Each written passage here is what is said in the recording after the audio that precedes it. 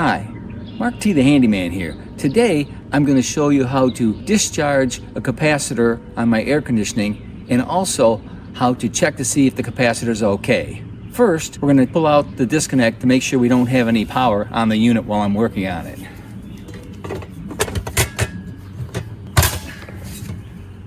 There, we pulled the fuses out, so we should be safe, but we're going to double check that. So I've got my multimeter here. We're going to turn that to voltage, and we're going to check the two top terminals. That's where the power's coming in, to see if we got any electricity. We do not. And we're all set.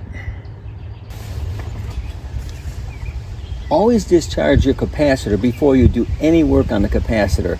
Sometimes a capacitor will hold a charge. If you don't discharge the capacitor, you could get a bit of an electrical shock. There are tools on the market to safely discharge a capacitor. Unfortunately, most people, such as myself, do not carry a capacitor discharge tool. So we are going to use an insulated screwdriver to discharge this capacitor. This is a dual capacitor, and it has three different terminals. You have a common, a hermetic, and then you have a fan terminal. On these different terminals, we have a different amount of wire connections. The common has 4, the fan has 1, and the hermetic has 3. So the way we're going to discharge this is we're going to connect the common first to the fan and just kind of rub that together to short it out, and that will discharge it. And then we're going to take our screwdriver and short out the common with the HERM or hermetic. And it's just a little bit of a tap, but you want to make a good connection just to make sure. And now you've discharged your capacitor. Now that we've discharged the capacitor, we can remove the wires and check the capacitor with our meter.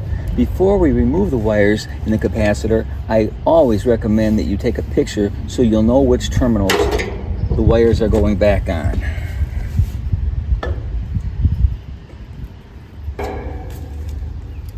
I always use a pair of needle nose to get the solderless connectors off so I don't damage the solderless connectors or even the capacitor. Now we'll take the rest of those wires off.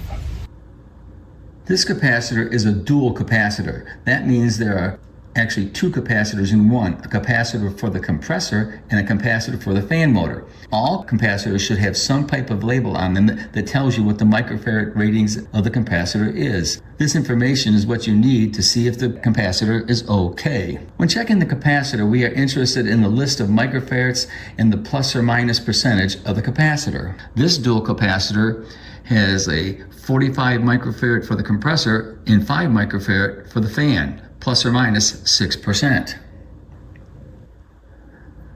So here's the top of the capacitor. Right here we have the common terminal, which is marked down there. I don't know if you can see that, COM, but this has 4 terminals on it, and then that will indicate that it is a common. This right here is marked HERM, which stands for hermetic, and it has 3 terminals on the top of it. This one here says fan, and it has 1 terminal on it. That's a way of figuring out which terminal is what if you can't read the actual word. Now we're going to check the microfarad readings on this capacitor. So we've got our Klein multimeter, which is a CL390. And what we're going to do is we're going to switch this to the microfarad settings, and then there we go. We've got the microfarad symbol right there. Next, we're going to put our meter leads right on the common terminal first, and we're going to put it in that hole for a little bit better connection. And let's see if we can see what we got here. So that's saying we've got a 43.6, and this is a 45 microfarad capacitor for the compressor. Putting our meter back on the common terminal, again, locking it into the hole there, we'll check the fan. And the fan is 5.11. Both of those readings are within the 6 plus or minus range, so this capacitor is good. So this is a capacitor that I know is defective, so we're going to put our terminal on the common and on the hermetic, and what we get is a little bit of a jump there, but now we see nothing. which means the capacitor is bad. And now we'll take it to the fan. And we get the same reading on the fan. Gets a little jump, and then it's nothing. That tells me this capacitor is bad. If you ever find that your capacitor is bulged out or has liquid leaking out, that means the capacitor is bad and the capacitor should be replaced. If you like this video, give me a thumbs up or a like. If you want to see more of my videos, please subscribe to my YouTube channel. Thanks for watching.